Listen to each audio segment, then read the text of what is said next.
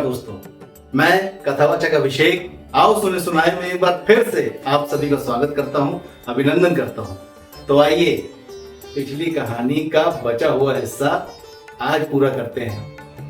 तो पिछली कहानी में हमने देखा कि सुरीली बाहर गई अपने एरिया से और नई नई चीजें खाकर एक्सपीरियंस करके वापस आई, लेकिन 6 दिन तक वहीं थी। वो 7वें दिन वापस आई। अब 7वें दिन जैसे ही वो अपने पेड़ पर पहुंचती है तो वो देखती है कि पेड़ की जिस खोह में वो रहती थी वहां पर तो एक खरगोश आ गया है। उसने खरगोश से कहा कि खरगोश, ये मेरा घर है, तुम जाओ यहाँ से। अब खरगोश ने कहा, क्या बातें कर रही हो तुम? मैं पिछले 6 दिनों से यहाँ पर रह रहा हूँ, यहाँ पर तो कोई नहीं रहता, इसीलिए तुम्हें यहाँ रहने लगा था। तब सुरीली ने कहा कि भाई, उन 6 दिनों से पहले पिछले 7 सालों से मैं यहाँ रह रही हूँ, ये मेरा घर है। खरगोश ने बोला, हेलो, खाली था तो यहाँ रहने लगा हूँ, ज्यादा चींची चींची फड़फड़ाने की जरूरत नहीं है, निकलो। सुरीली को इस पर बहुत गुस्सा आया। वो ऊंची आवाज में बोली, अरे देखो खरगोश, तुम चुपचाप यहाँ से चले जाओ, नहीं तो। खरगोश ने क्या, नहीं तो क्या क्या हाँ क्या कर लोगी, जाओ यहाँ से। और खरगोश ने अपने बड़े बड़े पहने पहने दांत दिखा के उसे डरा दिया।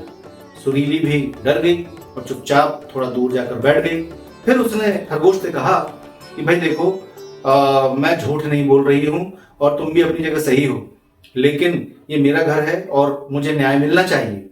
तो खरगोश ने कहा, अच्छा फिर कौन करेगा न्याय? तो सुरीली ने कहा कि चलो हम किसी तीसरे ज्ञानी व्यक्ति से चलकर पूछ लेते हैं कि वास्तव में ये घर किसका है, इस पर कौन रह सकता है। तो खरगोश ने कहा, ठीक है चलो। अब दोनों वहां से निकल गए। कुछ दूर चलने पर नदी किनारे उन्होंने देखा कि एक पेड़ के नीचे एक साधु महात्मा के भेष में एक बिल्ली बैठी हुई थी। अब उनको लगा कि भाई यही वो ज्ञानी हो सकते हैं, ये शायद हमारी समस्या का समाधान बता दें। तो दोनों के दोनों पहुंचे बिल्ली बाबा के पास। तो उन्होंने कहा, बोलो बच्चों, क्यों आए हो यहाँ पर? सुरीली ने कहा, बाबा जी ची ऐसी ऐसी बात है, मैं वहां रहती थी और ये खरगोश आके वहां पर रहने लगा, मैं तो बाहर गई दिखाने के लिए, इसने कब्जा जमा लिया, मैं क्या करूं? बाबा ने कहा, अच्छा खरगोश, तुम अपनी बात कहो। तो खरगोश ने भी बताया कि भाई वो जगह खाली थी, 7 दिन तक वहां कोई नहीं आया, तो मैं आश्वस्त हो गया, मुझे भरोसा हो गया कि यहाँ पर कोई नहीं रहता है, तो मैं वहां रहने लग गया। तो बिल्ली, क्योंकि वो रूप धारण करके बैठी हुई थी इसी तरह के लोगों का इंतजार करते हुए, क्योंकि चिड़िया और खरगोश दोनों ही उसका भोजन है। म्याऊ।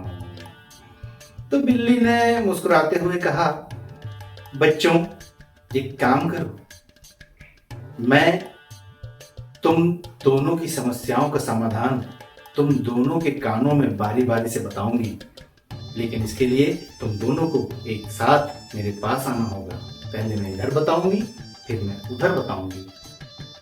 अब ये दोनों जो अब तक बिल्ली से थोड़ा डिस्टेंस से बात कर रहे थे, उनको लगा सॉल्यूशन मिलने वाला है, चलो पास चलते हैं और कान में सुन लेते हैं। जैसे ही वो एक कदम आगे बढ़े थे, उसी पेड़ पर बैठा हुआ एक बंदर जोर से बोल पड़ा, खे खे खे खे, पास मत आना, ये बिल्ली तुम दोनों को खा जाएगी। खे खे खे खे, पास मत आना, बिल्ली तुम्हें खा जाएगी। और ये जैसे ही उन्होंने सुना, खरगोश और चिड़िया वहां से भाग गए।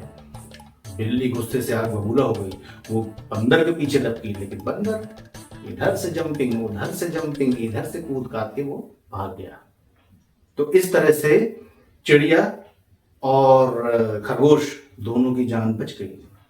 लेकिन देखा आपने क्या हुआ, दोनों चाहते तो मिलजुल कर आपस में बात कर कर उस समस्या का समाधान निकाल सकते थे कि भाई चलो साथ में रह लेते हैं, या चलो एक खोह और बना लेते हैं इस पेड़ में। मतलब जहां चाह है वहां राह है, रास्ता अगर ढूंढा जाए तो मिलता है। लेकिन अपनी प्रॉब्लम का फायदा किसी तीसरे को उठाने देना, ये सबसे बड़ी बेवकूफी है। एक दूसरे पर विश्वास न करना, खुद समाधान न निकालना।